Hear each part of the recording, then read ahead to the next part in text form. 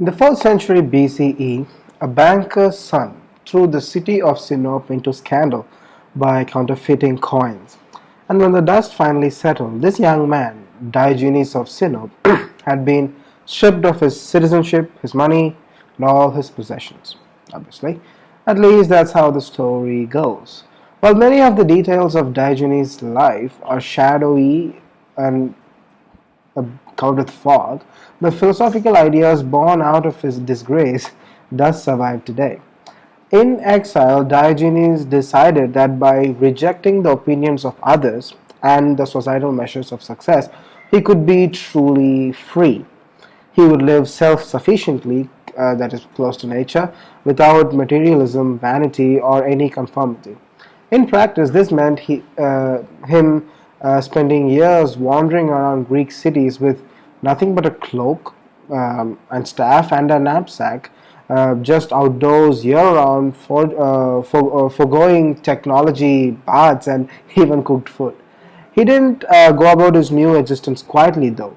But is said to have teased passers-by and mocked the powerful people.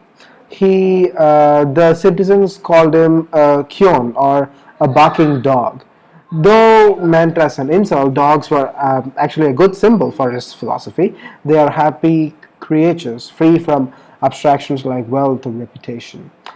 Diogenes and his growing number of followers became known as dog philosophers, or kynikoi, a designation that eventually became the word cynic.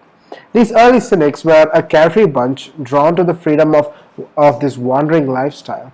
As Diogenes' reputation grew, others tried to challenge his commitment. Alexander the Great offered him just almost whatever he desired.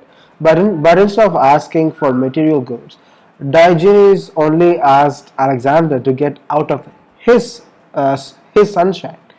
After Diogenes' death, adherents to his philosophy continued to call themselves Cynics for about almost 900 years until 500 CE. Some Greek philosophers, like the Stoics, thought everyone should follow his example.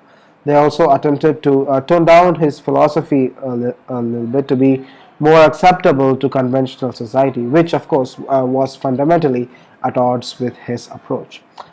Others viewed the Cynics less charitably. In the Roman province of Syria, that is in the 2nd century CE, the satirist Lucian described the Cynics of his own time as unprincipled, materialistic, self promoting hypocrites who only preached what Diogenes had once actually practiced. This usage eventually laid the groundwork for the modern meaning of the word cynic, a person who thinks everyone else is acting out of pure self interest, even if they claim a higher motive. Still, this philosophy had admirers, especially among those who wished to question the state of society.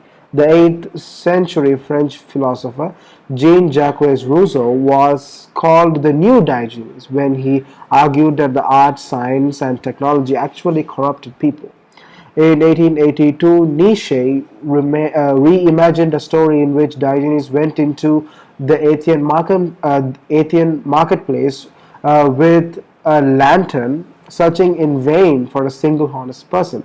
In his version, a so-called madman rushes into town square to proclaim something and some philosophy, and this was Nietzsche's way of calling for reevaluation of values. More recently, the hippies of the 1960s have been compared with Diogenes as a counter-cultural rebels. So his ideas may have been adopted, reimagined over and over again. The original cynics might not have approved of these fresh takes. They believed that their values of rejecting custom and living closely with nature were the only true values. So whether we agree with it or not, or with any other later incarnations, all have one thing in common. They questioned the status quo, and that's an example which all of them followed. So they didn't just blindly follow conventional or majority views, but they tried to think hard about what is truly valuable, and that in the end set them apart.